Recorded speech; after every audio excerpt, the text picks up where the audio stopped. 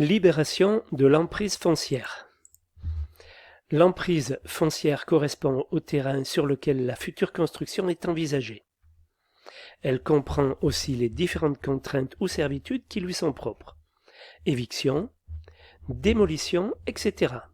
La plupart des organismes de promotion disposent d'un service foncier spécialisé.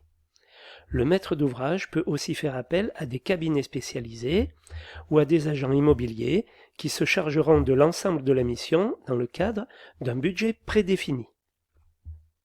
État des lieux et prise en compte de l'existant.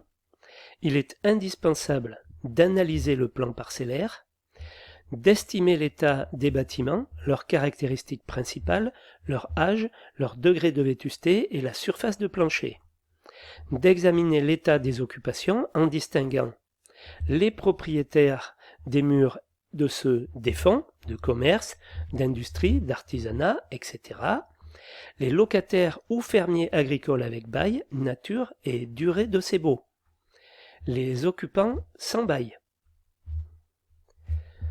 d'évaluer globalement le prix des démolitions à faire, les indemnités d'éviction, de prendre en compte d'éventuels blocages dus à des évictions difficiles à opérer qui risqueraient de remettre en cause l'opération.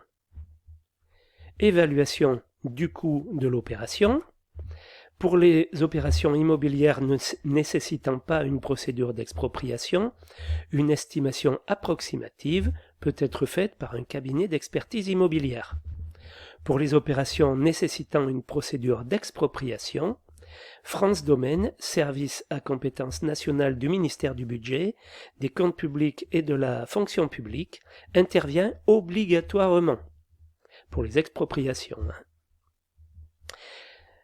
L'intervention de ce service public n'exclut pas les expertises privées qui permettront de mieux approcher du juste prix et d'essayer ainsi de s'inscrire dans le cadre d'accords amiables.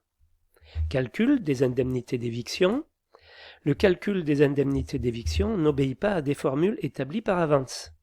Il est modulé en fonction de chaque cas particulier. Pour les locaux à usage professionnel, le calcul de l'indemnité d'éviction dépend essentiellement du montant annuel du bail, du chiffre d'affaires et des bénéfices, des équipements spécifiques, de l'importance et de la qualité de la clientèle. Pour les exploitations agricoles, d'autres éléments sont à prendre en compte, notamment les équipements spécifiques, tels que les ouvrages destinés à l'irrigation ou à l'élevage, l'état de préparation des terres, la perte éventuelle des récoltes et les frais de réinstallation. Les locaux d'habitation. L'indemnité est souvent proposée de manière globale, tout en étant influencée par les éléments suivants.